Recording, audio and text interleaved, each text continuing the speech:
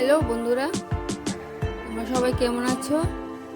আজকে নিয়ে এসেছি পুঁটি মাছের ধনেপাতা দিয়ে তরতরা। তোমাদের কাছে অনুরোধ রইল পুরো ভিডিওটা দেখবে। পুঁটি মাছগুলি আগে আঁশ ছাড়িয়ে নিলাম, আঁশ ছাড়িয়ে ধুয়ে নিয়েছি। এরপর কেটে নিলাম, কেটে আবার ধুয়ে নিলাম।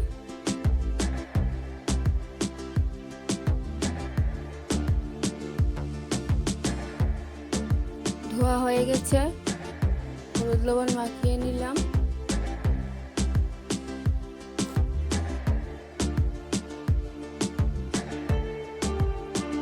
সবগুলি মাছ কাটতে অনেক সময় লেগেছে।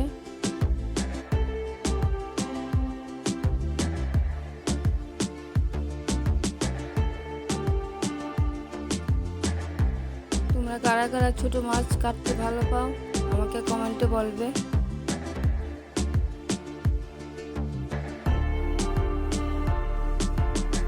কড়াইতে তেল দিয়ে দিলাম, তেলটা গরম হয়ে গেলে মাছগুলি হালকা হালকা আছে 5-6 বারে ভেজে নিলাম। বেশি একসাথে ভাজা করা যাবে না।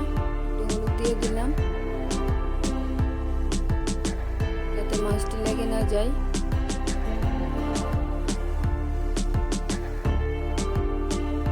এইভাবে 5-6টা মাছ বা 6-7টা মাছ হালকা করে ভেজে নিলাম।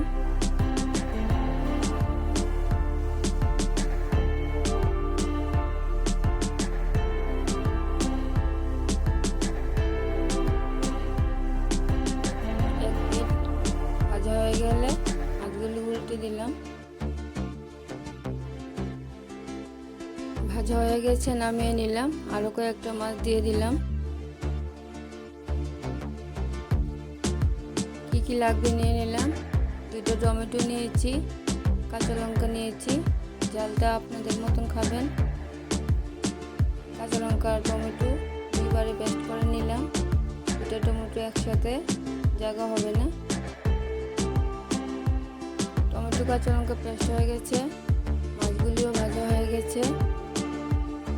কড়াইতে তেল দিয়ে দিলাম।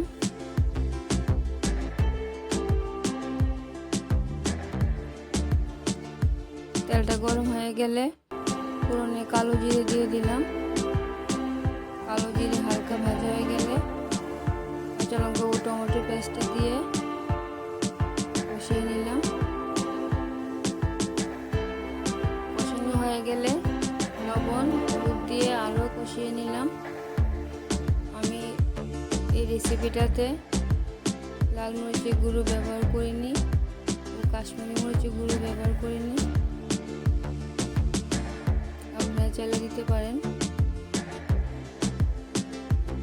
একদম ভালো করে কষানো হয়ে গেছে। গরম জল দিয়ে দিলাম। এটাতে ঠান্ডা জলও দেওয়া যায়, কারণ এটার মধ্যে সবজি নেই। ভালো করে ফুটিয়ে নিলাম। টমেটোর রেসিপিতে ঝোলটা যদি ভালো করে ফুটানো হয় তাহলে স্বাদটা দ্বিগুণ বাড়ে। 2-4টে কাঁচা লঙ্কা চিড়ে দিয়ে দিলাম। ধনেপাতাগুলি বেছে নিয়েছি, ভালো করে ধুয়ে নিলাম। ঝোল ফুটে গেছে, মাছগুলি দিয়ে দিলাম। একটু লবণ দিয়ে দিলাম ঝোলে।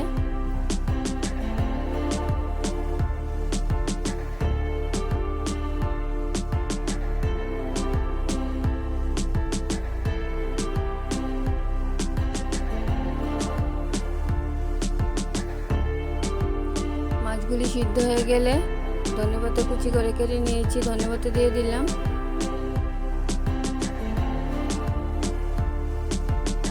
রেসিপিটা ভালো লাগলে লাইক কমেন্ট শেয়ার করবেন আর আমার চ্যানেলটাকে সাবস্ক্রাইব করে পাশে থাকবেন।